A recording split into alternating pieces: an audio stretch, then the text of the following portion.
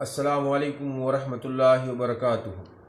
میرے محترم ناظرین، ایک مسلمان کے لیے صرف اتنا کافی نہیں ہے کہ وہ دوسرے مسلمان کو تکلیف نہ دے، اس کے ساتھ ظلم و زیادتی نہ کرے، اس کو ایذا رسانی نہ دے، بلکہ میرے عزیز دوستو، ایک مسلمان کو چاہیے کہ وہ دوسرے مسلمان کا مددگار بنے، اس کی ضروریات پوری کرے، اس کے ساتھ تعاون کرے۔ اللہ تبارک و تعالیٰ فرماتے وَافْعَلُوا الْخَيْرَ لَعَلَّكُمْ تُفْلِحُونَ، بھلائی کا کام کرو تاکہ تم فلاح اور کامیابی پاؤ۔ بھلائی کا کام علماء فرماتے ہیں اس میں بہت سی چیزیں شامل ہیں۔ دوسرے مسلمان کے ساتھ اس نے سلوک کرنا چاہیے، اس کے ساتھ نرمی اختیار کرنا چاہیے، ان کے ضروریات کو پوری کرنا چاہیے۔ حضور علیہ الصلوۃ والسلام کی حدیث مبارک عبداللہ ابن عمر فرماتے ہیں، پیغمبر اسلام صلی اللہ علیہ وسلم فرماتے ہیں المسلم اخو المسلم، مسلمان دوسرے مسلمان کا بھائی ہے۔ اس حدیث مبارکہ میں حضور علیہ الصلوۃ والسلام نے مسلمانوں کو ایک اخوت اور بھائی چارے کے رشتے میں پرویا ہے۔ مسلمان ہر حالت میں ایک دوسرے کے مددگار اور ایک دوسرے کے خیر خواہ ہوں گے۔ کوئی کسی پر ظلم زیادتی نہیں کرے گا، کوئی کسی سے بغض و حسد نہیں رکھے گا۔ حضور علیہ الصلوۃ والسلام حدیث مبارک میں فرماتے ہیں کہ جو مسلمان کسی مسلمان کی سختی ہٹائے گا، اس سے دور کرے گا، اللہ تبارک و تعالیٰ قیامت کے دن کی سختیوں میں سے ایک سختی اس سے دور کرے گا۔ اس کے ساتھ ساتھ حضور علیہ الصلوۃ والسلام فرماتے ہیں کہ اگر ایک مسلمان دوسرے مسلمان کی حاجت روائی کرے گا، اس کی ضروریات پوری گا، تو اللہ تبارک و تعالیٰ اس کی ضروریات پوری فرمائے گا۔ پیغمبر علیہ الصلوۃ والسلام اس حدیث مبارک میں فرماتے ہیں من ستر مسلما ستر اللہ له فی الآخرہ، جو مسلمان دوسرے مسلمان کی ستر پوشی کرے گا، اللہ تبارک و تعالیٰ اس کے عیوب پر پردہ ڈالے گا، اور اس دن جو بڑا دن ہے، قیامت کا دن ہے، اس دن اللہ تبارک و تعالیٰ اس کی پردہ پوشی فرمائے گا۔ تو میرے عزیز دوستو، اللہ جل جلالہ نے کلام اللہ میں بھی مسلمانوں کو آپس میں اتفاق و اتحاد اور بھائی چارے کی زندگی ادا کرنے کی توفیق اور حکم ادا فرمایا ہے۔ اللہ تبارک و تعالیٰ فرماتے انما المؤمنون اخوہ، مسلمان آپس میں بھائی بھائی ہیں، وہ آپس میں اتفاق و اتحاد کی زندگی بسر کریں گے۔ احادیث مبارکہ میں ان کو ایک عمارت سے تشبیہ دی گئی ہے، ایک جسم سے تشبیہ دی گئی ہے۔ اگر جسم میں کوئی تکلیف ہو تو پورا جسم وہ محسوس کرتا ہے، اگر انسان کے اعضاء میں سے کسی اعضاء پر تکلیف و درد ہو تو وہ سارا بدن محسوس کرتا ہے۔ اس لحاظ سے اللہ تبارک و تعالیٰ کلام اللہ میں فرماتے یا ایھا الناس انا خلقناکم من ذکر و انثی وجعلناکم شعوبا وقبائل لتعارفوا ان اکرمکم عند اللہ اتقاکم۔ اس آیت مبارکہ میں اللہ تبارک و تعالیٰ انسانیت کے لیے ایک عجیب منشور بیان فرما رہے ہیں کہ تمام انسانیت ایک آدم اور حوا علیہ السلام کی اولاد ہے، یہ سب ایک آدم علیہ السلام اور حوا علیہ السلام سے پیدا ہوئے ہیں۔ اس لحاظ سے تمام انسانیت کا ایک باپ آدم اور ایک ماں حوا علیہ السلام ہے۔ اس لحاظ سے مسلمانوں کو چاہیے کہ آپس میں اتفاق و اتحاد کی زندگی بسر کرے، اور ہم سب ایک دوسرے کے دکھ در میں، دوسرے کے تکالیف میں ایک دوسرے کے مددگار بنے، اور کسی کو بے یار و مددگار نہیں چھوڑنا چاہیے۔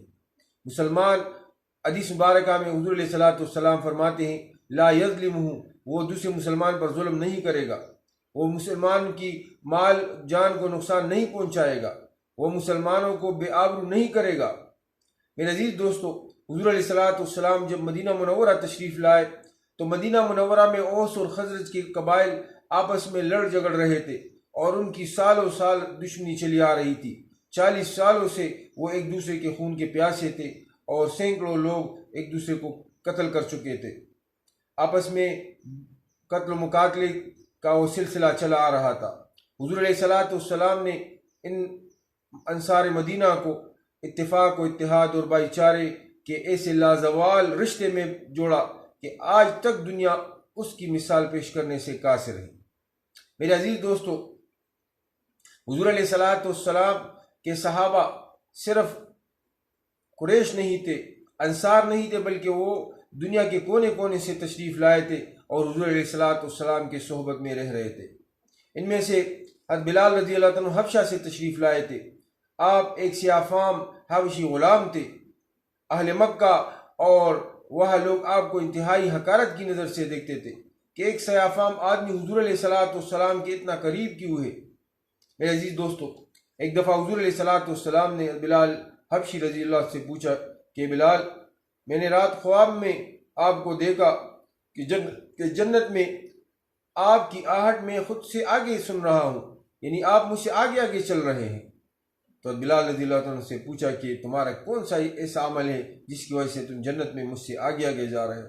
تو بلال رضی نے فرمایا کہ اللہ کے رسول، میرا تو کوئی خاص عمل نہیں ہے، لیکن ایک بات ہے کہ میں جب وضو کرتا ہوں تو میں اس پر 2-4 نوافل پڑھ لیتا ہوں نماز سے پہلے۔ اس کے ساتھ ساتھ میرے عزیز دوستو، محدثین فرماتے ہیں کہ ایک وجہ اس کی یہ بھی ہو سکتی ہے کہ بلال رضی اللہ عنہ جب حضور علیہ السلام کسی سفر پر تشریف لے جاتے تھے تو بلال رضی اللہ عنہ راستے میں حضور علیہ السلام سے آگے آگے تشریف لے جاتے اور ان کے ساتھ ایک چڑی ہوتی تھی جس سے وہ راستے سے تکلیف دہ مضر چیز ہٹاتے تھے، اگر کوئی پتھر ہوتا تھا، کوئی اور دوسری ایسی چیز ہوتی تھی۔ اس کے ساتھ ساتھ دشمن پر بھی نظر رکھتے تھے کہ کوئی دشمن حضور علیہ السلام کو نقصان نہ پہنچائے۔ اس لحاظ سے میرے عزیز دوستو، حضور علیہ السلام کہ اس خدمت کی وجہ سے شاید علماء محدثین فرماتے کہ اللہ تبارک و تعالیٰ نے بلال رضی کو جنت میں بھی حضور علیہ السلام سے آگے آگے تشریف لے جاتے ہوئے حضور علیہ السلام نے وہ دیکھا، سنا۔ تو میرے عزیز دوستو، اس کے ساتھ ساتھ دوسرے بہت سے صحابہ، صہیب رومی رضی اللہ عنہ، وہ روم سے تشریف آئے تھے، حضور علیہ السلام کے صحبت میں رہے تھے، حضور علیہ السلام کے ان سے انتہائی عقیدت و محبت رکھتے تھے۔ اس کے ساتھ ساتھ سلمان فارسی رضی اللہ ایران سے تشریف لائے تھے اور حضور علیہ السلام کے ساتھ انتہائی عقیدت اور محبت تھی۔ حضور علیہ السلام فرماتے تھے، سلمان منا اہل البیت، سلمان فارسی ہمارے گھر والوں میں سے ہے۔ اتنی عقیدت اور محبت حضور علیہ السلام کے ساتھ ان کی تھی اور حضور علیہ السلام ان کو اپنے گھر والوں میں شمار فرماتے تھے۔ تو میرے عزیز دوستو، حضور علیہ السلام نے اتفاق و اتحاد، اخوت و بھائی چارے کی ایسی تعلیمات امت مسلمہ کو دی ہے، اگر وہ مسلمان اپنا لے تو مسلمان پوری دنیا میں کامیاب و کامران ہوگا۔ لیکن آج اس کے برعکس مسلمان ایک دوسرے کے خون کا پیاسا ہے، مسلمان ایک دوسرے کو ہر قسم کی تکلیف پہنچا رہا ہے، اور آپ اکثر دیکھتے ہیں کہ اگر روڈ پر ایک ایکسیڈنٹ ہو جاتا ہے، ایک زخمی پڑا رہتا ہے، لوگ گاڑی میں گزرتے ہیں، کوئی نہیں دیکھتا کہ اگر اس پر کیا گزر رہی ہے، اس کو اٹھایا جائے، اس کو ہسپتال لے جایا جائے۔ تو میرے عزیز دوستو، سینکڑوں ہزاروں لوگوں میں ایک بندہ ہوگا کہ وہ آگے آئے گا اور اس کو اٹھائے گا۔ تو یہ مسلمانوں کی وہ احساس ہے جو انہوں نے بلا دی ہے، اور دوسرے مسلمان کے دکھ درد کو وہ محسوس نہیں کر رہے۔ مسلمان اور کافر میں فرق یہ ہے کہ مسلمان آپس میں بھائی بھائی ہیں، مسلمان ایک دوسرے کے غمخوار ہیں، مسلمان ایک دوسرے کے دکھ درد میں شریک ہے، مسلمان ایک دوسرے کے مددگار ہے، مسلمان دوسرے مسلمان پر ظلم نہیں کرے گا۔ میرے عزیز دوستو، اسلام کے رشتے نے ہم سب کو جوڑ دیا ہے، ہم سب کو ایک کر دیا ہے، ہم سب کو اتفاق و اتحاد کی زندگی کی تلقین کرنے کی تعلیمات صادر فرمائی ہیں۔ اس لحاظ سے ہم سب کو چاہیے کہ ہمیں ایک دوسرے کے ساتھ الفت و محبت رکھنا چاہیے، ایک دوسرے کا عزت و احترام کرنا چاہیے، ایک دوسرے سے عقیدت و محبت رکھنا چاہیے، اور اللہ تبارک و تعالیٰ کے احکامات اور حضور علیہ السلام کے تعلیمات کے مطابق ایک دوسرے کے ساتھ اخوت اور بھائی چارے کی تعلق رکھنا چاہیے۔